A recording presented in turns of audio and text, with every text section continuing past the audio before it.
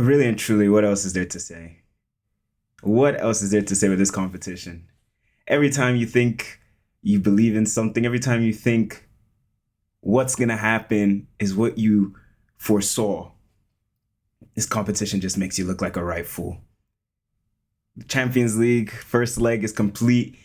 All the teams have played, all 8 games. We talked about the first 4 games yesterday. Today we'll be talking about the other 4 that happened today. Didn't watch the Arsenal game. Thank God I didn't watch that game. Kind of saw glimpses of the Bodo Glimt game. We'll talk about them very briefly, but I'm not going to come here on this channel and speak about games that I didn't watch, but I did watch the Paris Saint-Germain Chelsea game and I did watch the Real Madrid Man City game. So we'll be talking about both of those games in depth.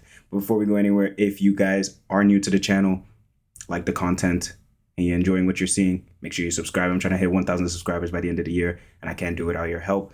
So if you're enjoying the content, subscribe. It's free. So let's get right into it. So first game we're going to talk about Chelsea versus Paris Saint-Germain. And to be very honest, this game was a proper game of football. I've spoken a lot, and I've spoken at length on this channel about how incompetent I believe Chelsea are as a football club, whether it comes to the way the club is set up, their transfer activities, and just the entire culture with this authority group in the club. But I thought today, even with this managerial appointment and Liam Senior, I wasn't really that moved by this appointment, especially when you sack someone like Enzo Maresca, who I thought was doing really good things. Of course, there were bumps in the road, but there will always be bumps in the road when Chelsea have the transfer structure that they do. But I thought today Chelsea played really well. They played really, really well. They came up to the Parc des Princes, and we've said many times this season, I don't think PSG are at the same level they were last year. But today, PSG really showed their quality in those final few moments. And not only did they show their quality, but I think Chelsea showed their Achilles heel once again. But before we get into those moments, in the opening 70 minutes of the game, it was back and forth. Both teams were taking advantage of each other's weaknesses. I thought Chelsea did really well to take advantage of that right-hand side of Paris Saint-Germain. We know how adventurous those fullbacks are in Nuno Mendes and Hakimi. And Neto was getting in behind Hakimi time after time after time in this game. Cole Palmer didn't really get much change in this game. I didn't think he was up to the level again. Looks like a player who's struggling and has been struggling for a few weeks now. I thought the midfield was really, really good. Caicedo, once again, playing well in these sort of games. Combative midfielder against these more slight, more technical midfielders. I think he held his own. Reece James next to him. Reece James is a quality footballer. Genuinely a quality footballer that every time he continues to play in the midfield, you think maybe this guy should play as a midfielder for the foreseeable future. And then he goes back to right back and you think this is the best right back in the Premier League. So Reece James is just a cut above. Pedro Neto, I don't think he's that great of a player, but he has attributes that allow you to take advantage of a team like PSG, especially in the way they play with that man-to-man press. And we saw it against Barcelona. Barcelona really struggled with that. And if you want to beat a team like PSG, you have to be good in man-to-man 1v1 football. And they have so many athletic players all around the field that it's difficult to really compete with them. But I think Chelsea did really well. I thought Enzo Fernandez picked up positions that really moved PSG's players all over the place. Hakimi was caught out of position time after time today. Pacho was in situations where he was 1v1 against Joao Pedro, who didn't really get much change from the PSG defense today. But I thought he held the ball up. I thought he conducted himself pretty well. And PSG, we saw their attacking prowess. We know how good they are. I mean, when you have the Ballon d'Or winner in your attack, the attack is of a certain level. But the defense, we saw it in this game. They can be gotten at. And when it was 2-2 in the final 20 minutes, and I looked at it, and Chelsea were creating chances, it could have been 3-2 Chelsea, it could have been 3-2 Paris Saint-Germain. But ultimately, it was the latter. And once again, you have to look at this Chelsea team, and you continue to say, the inexperience in this team is going to be their Achilles heel. They continue to be the creators of their own downfall. That goal that they concede for the third, Jurgensen, just giving the ball away to Barcola and Vitinha, a lovely chip over the goalkeeper, but that sort of goal should not be happening. But even then, let's say that's the position you get into. Okay, fair enough, 3-2, you go back to Stamford Bridge. It's still all to play for. You saw in this first leg that Chelsea can really, really cause PSG problems. But what did Chelsea do? They capitulate.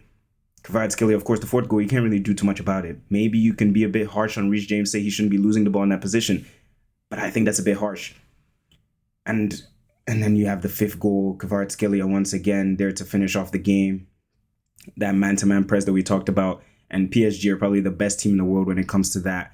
individual duels, whether it be Vitinha against whichever midfielder he comes up against, Hakimi against any winger, Nuno Mendes against any winger. They will beat you in those duels. And that fifth goal was the epitome of that.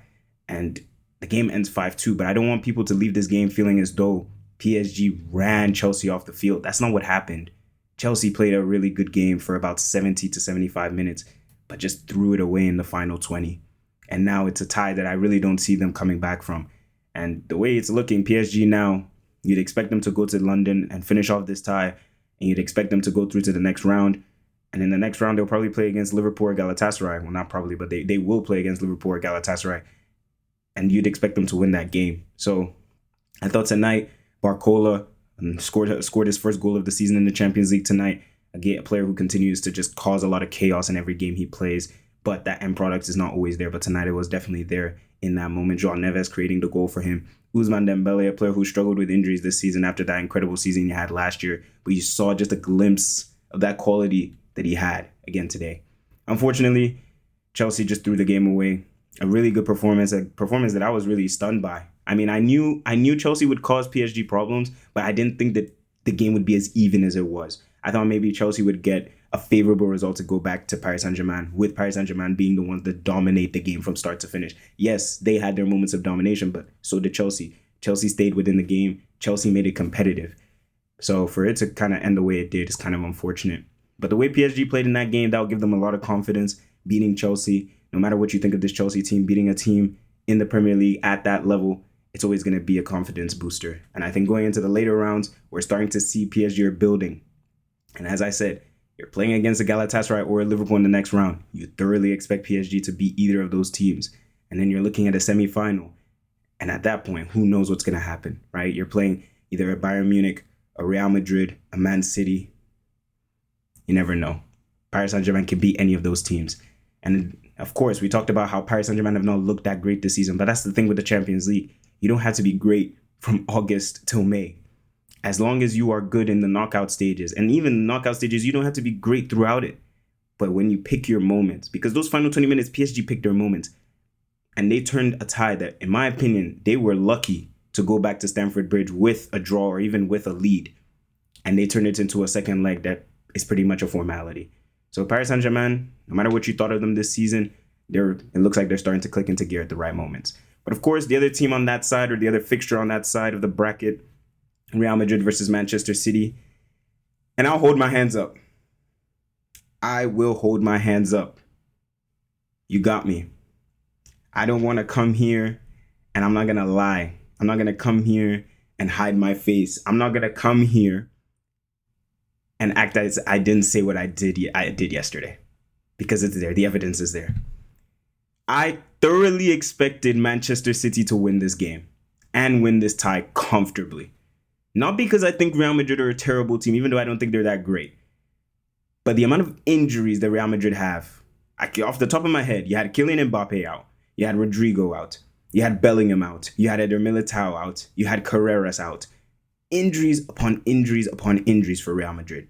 Yet tonight, they played Manchester City off the field.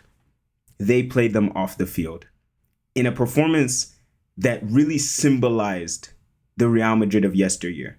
Staying within the game, picking your moments, individual brilliance, and just blitzing a team out of the water. Even if the team might have felt we didn't play a terrible game, even though I think Manchester City played a terrible game. But that was proper from Real Madrid. I'm a Barcelona fan. I don't like Real Madrid. If anything, I probably wanted Real Madrid to lose this game, even though I don't think it matters, because I think whoever wins this tie is probably going to lose to Bayern Munich. But the performance today from Real Madrid, you have to give them a lot of credit. You have to give the team credit, you have to give the players credit, and you have to give the manager credit. Because to play against this Manchester City team, and I've said it multiple times, this Manchester City team is not that great. I made a video a few months ago about how I think Manchester City might be in the title race. But this team is not that great. And we'll talk about them in a moment, but I want to give Real Madrid their praises for now. I'm not taking anything away from them. Today, they played a brilliant team performance. Every single player on that field fought from minute 1 to 90. Whether it's Arda Güler, players that you don't even categorize as players who are workhorses, and players who get around, and players who cover distance, and players who get nitty gritty in the tackle.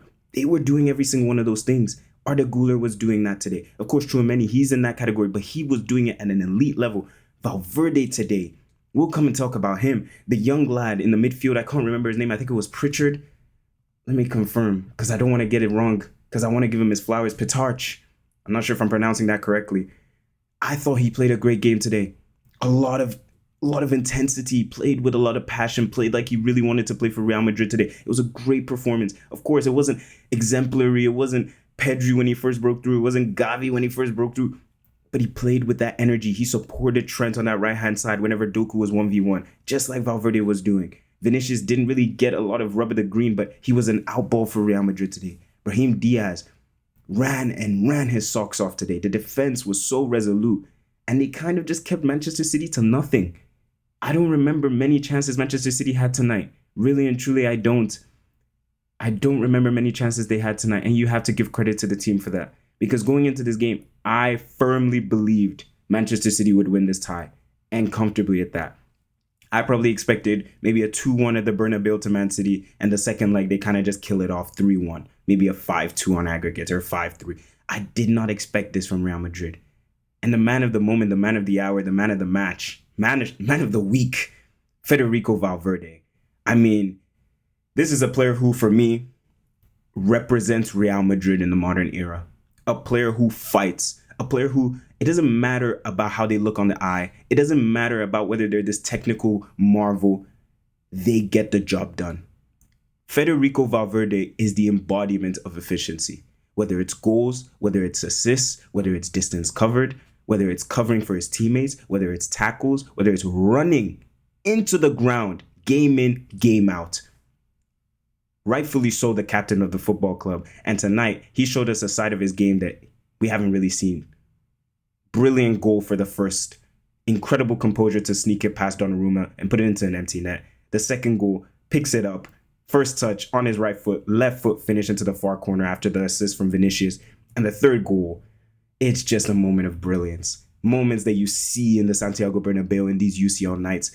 And you consistently ask, how do Real Madrid do this? How do they consistently create these moments, create these games in the Champions League year after year? And I can't give you an answer. All I can tell you is football heritage. When Federico Valverde was reeling away after that third goal, it didn't feel like something I haven't seen before. We saw it with the Ronaldos. We saw it with the Benzemas. We saw it with Vinicius a few years ago with Bellingham. This is what this club represents. This is what Real Madrid is. Champions League nights, this club rises. Whether it's Alvaro Arbeloa in the dugout, Carlo Ancelotti, Xabi Alonso, Rafael Benitez, Jose Mourinho, Zinedine Zidane, this club rises for the Champions League. And all praises to them for this performance, because I did not see this coming whatsoever.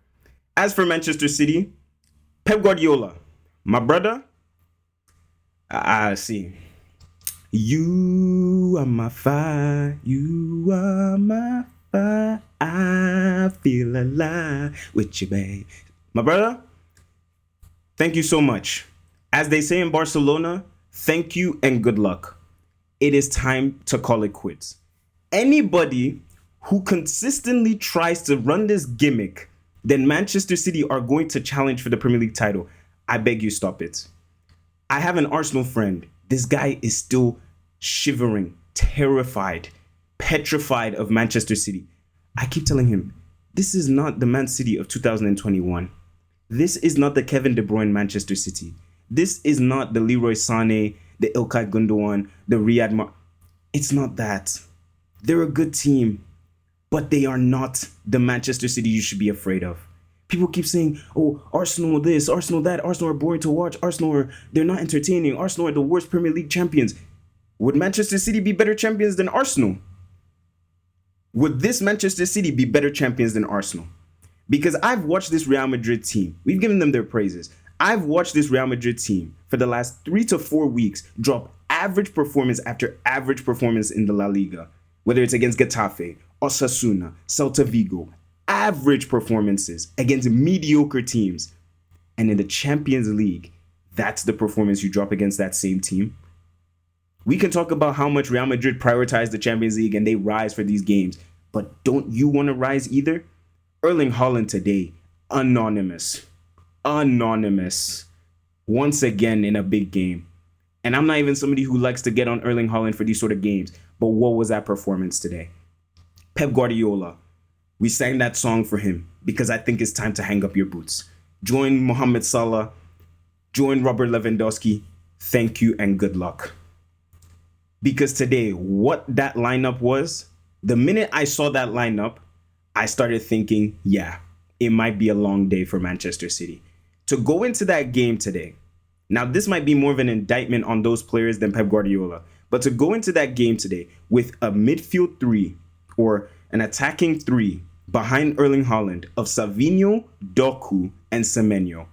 Savinho, who has barely played in the last 3 months. Doku, who just came back from injury less than 2 weeks ago. And Semenyo, a winger playing in the number 10 position. What was the game plan? What was the game plan? I really have to ask the question. Of course, those were moments of brilliance from Real Madrid. You can't really manage. You can't really set up a game plan to set up against that. But what was that performance? What was that lineup? What was that setup from Real Madrid today? Sorry, not Real Madrid, Manchester City today. And I keep on saying this. When a team shows you who they are, believe it. When I keep on telling you guys, Arsenal have won the Premier League. I've been telling you guys Arsenal have won the Premier League since January. Why? Because I've seen this Manchester City team. People keep saying, oh, they might go on a... This team is not good. They are not good. Arsenal are not that great either.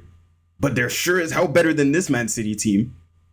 I would much rather bet my money, and I'm not even a gambling man, on Arsenal than this Man City team. And Arsenal played a terrible game today against Leverkusen in another fixture that they should have easily won. Yet Man City is still 7 points behind that Arsenal in the league. And people want to tell me Man City are a scary team. Man City are contenders. Man City are a team that we should look out for. Please, man. Please. And of course, quick notes. Arsenal drew with Leverkusen. As I said, I didn't watch the game. Everyone online was saying the game was a terrible game, so I'm glad I was vindicated in not watching that. And Bodo Glimt secured a 3-0 win over Sporting. Could we be seeing a Cinderella story? It will be Bodo Glimt against Arsenal if Arsenal get through. Arsenal, don't lose to this Bodo team. Arsenal. Hey, I'm getting too excited. But of course, if you guys enjoyed, let me know all your thoughts, comments. Let me know what you guys thought about all the games that we saw today. Let me know what you thought about the games yesterday and what you think is going to happen next week in the second legs of the Champions League round of 16. Let me know all that and a whole lot more in the comment section down below. Subscribe to the channel if you enjoy what you're seeing. And as always, thank you for watching and take care of yourselves.